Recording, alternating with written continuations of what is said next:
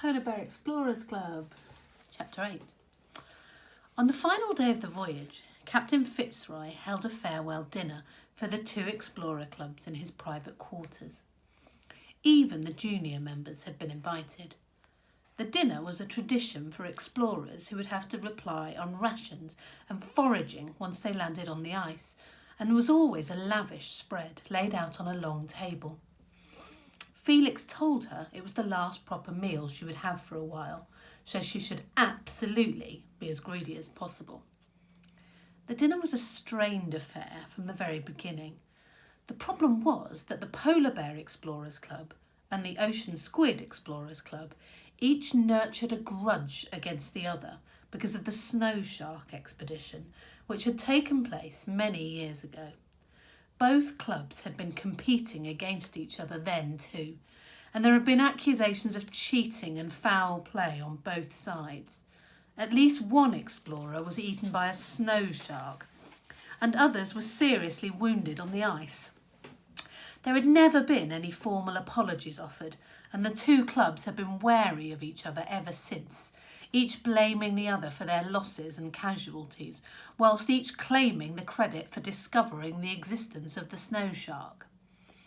The 2 clubs sat on opposite sides of the table, watching each other warily.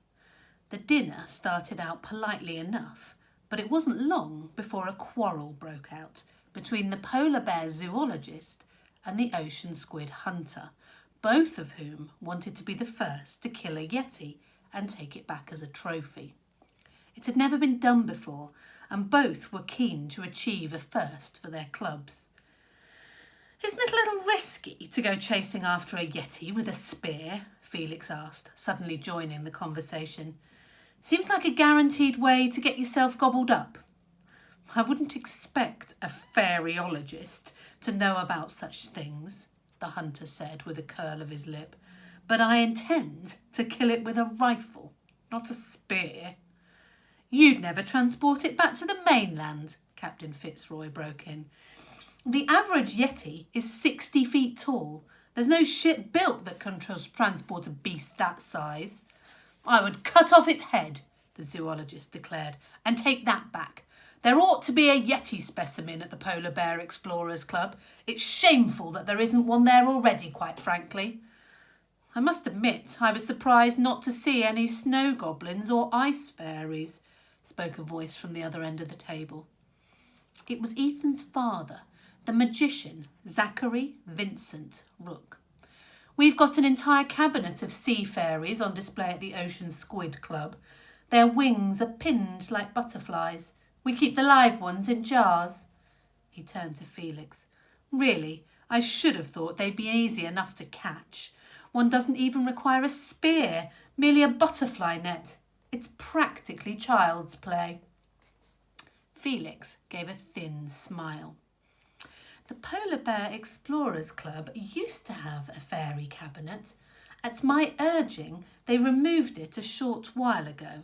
Pinning fairies, or anything for that matter, is a barbaric practice that ought not to be encouraged, or indeed tolerated." For a moment there was a chilly silence. Then Zachary Vincent Rook stood up. "Are you calling me a barbarian, sir?" "What's a barbarian?" Beanie said to Stella, loud enough for the whole table to hear. "An uncivilised person," Stella replied. When Felix had taught Stella how to spell, he'd made the task more fun by avoiding boring words like obedience and cabbage and chalk, and had instead favoured interesting words like barbarian and tomfoolery and peregrinations. Once Stella learnt how to spell a word, he would reward her by teaching her what it meant. She glanced at him across the captain's table, and he gave a small smile in acknowledgement of her correct description. "Uncivilised?" the magician exclaimed. "If you really want to see something uncivilised, then "Don't be a bore, Zachary. Sit down," said the captain of the Ocean Squid expedition with a yawn. It's bad manners to quarrel at the captain's table. Besides which, you're spoiling my appetite, and it's too hot in here for squabbles." He was right about it being hot. The number of people in the room, combined with all the hot plates they'd used to keep the food warm, had created an uncomfortably high temperature. Everyone had taken their jackets off and rolled up their shirt sleeves. Everyone except Ethan, who looked as starched and smart and stuck up as usual, with his sleeves buttoned at the wrist and his shirt done right up to the collar. Stella could tell he was hot, though, from the way he kept fanning his face with a paper serviette, and she thought he was very silly for not rolling up his sleeves along with everyone else. Zachary Vincent Rook sat back down, but didn't look happy about being told off in front of everyone. To make up for it, he turned to the hunter and said, "If I can assist you with the slaughter of this yeti, Jerome, do let me know. I quite agree that a yeti's head would make an excellent addition to our trophy room. It can hang right alongside the screeching red devil squid tentacle we brought back last time. Nothing more important than trophies when it comes to proving ourselves as explorers. Isn't that right, Ethan?" Zachary thumped his son on the back, but Ethan didn't reply. In fact, Stella noticed that he actually looked rather unwell. The next moment he pushed away his plate and stood up. "Please excuse me," he muttered, and then left the room without another word. Maybe he'd finally found it too hot in his long sleeves and had gone to get some air, or perhaps throw up over the side of the ship. Stella secretly hoped it was the latter, even if Felix would have chastised her for her uncharitable thought. She glanced at Felix and was surprised to see him staring after Ethan with a frown on his face. Felix almost never frowned. It was all very strange. Fortunately, just at that moment, the cook brought out an ice cream cake in the shape of a yeti, which immediately cheered everyone up and cooled them all down quite considerably. The yeti's eyes were made from shards of chocolate mint, and the shaggy fur had been piped on with vanilla ice cream. Stella thought that the dead explorer clutched in one of the yeti's great fists was perhaps a little tactless, but he was made of sugared marzipan, so that made up for it to some extent. Stella adored sugared marzipan. But the meal came to a sudden end when they heard a shout of "Land ahoy!" from somewhere up above. As one, the explorers all pushed back their chairs, almost falling over each other in a rush to be first out on deck. When Stella stepped outside, she gasped in shock at the icy air. It had been cold at home and at Coldgate, but that had been just a normal kind of cold, the kind that brings snow and frost. The cold here, though, was the type that brings snow goblins and ice storms. It was hard and sharp instead of soft and powdery. It was the kind of cold that could rip right through a person. The entire ship sparkled in a glittering coat of frost, and it seemed like there were 10 times as many stars as normal, hundreds of tiny little pinpricks of cold white light, as if someone had scattered a great sack of glitter across the dark night sky.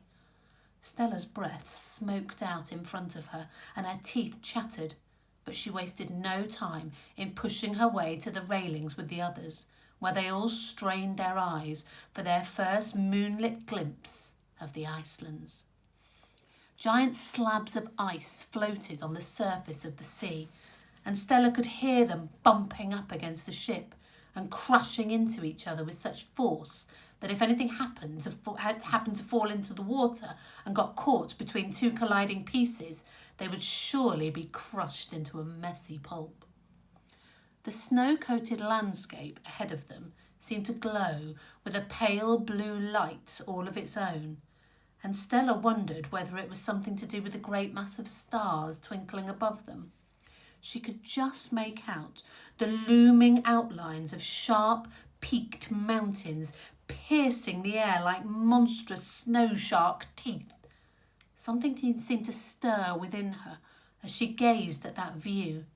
Some tingle of recognition, as if a deep down part of her remembered the place where she'd come from. For a moment, a memory felt within her grasp, but even as Stella reached for it, it drifted away like smoke. There was a still, cold silence while the explorers stared at the vast, unknown landscape, dreaming of the adventures they might have and the stories and Yeti's heads, in the hunter's case, that they would bring back with them. Stella was the first to spot movement on land. The object was so big that to begin with, she thought she was looking at a mountain. But then her eyes focused on an arm and a leg, and the full force of what she was seeing hit her. There was a great, humongous Yeti lumbering across the ice. "Yeti!" she cried, her voice cracking the frozen air as she pointed out across the ocean. "There's a Yeti there!" There was general cries of, "Where?" and "I don't see it," and then "Great Scott!" and "Extraordinary!" and "Behold the creature!" Then the explorers were all fumbling in their robes for a telescope to get a closer look. Stella quickly reached for her own telescope, which was made from solid brass and bound in soft, worn leather. Her hands were trembling with excitement as she focused the lens like Felix had taught her. She gasped as she caught her first glimpse of the Yeti's face, with its snow-crusted fur and white, shining canines curved over its lips. The head alone must have been 10 times Stella's height, and each one of those monstrous teeth was easily as tall as she was. She lowered the telescope, the brass surface freezing against her fingers, and gazed at the beast, hardly able to comprehend its size. It was a giant, far larger than any building Stella had ever seen, including the Polar Bear Explorers Club itself. The next moment, the Yeti disappeared from sight as it passed beyond the cliff. It was too cold to stay out on deck for any longer without their snow cloaks anyway. So the explorers returned to the warmth of the gramophone room, which was soon thick with the smell of brandy and the fug of cigar smoke and the thrill of excitement.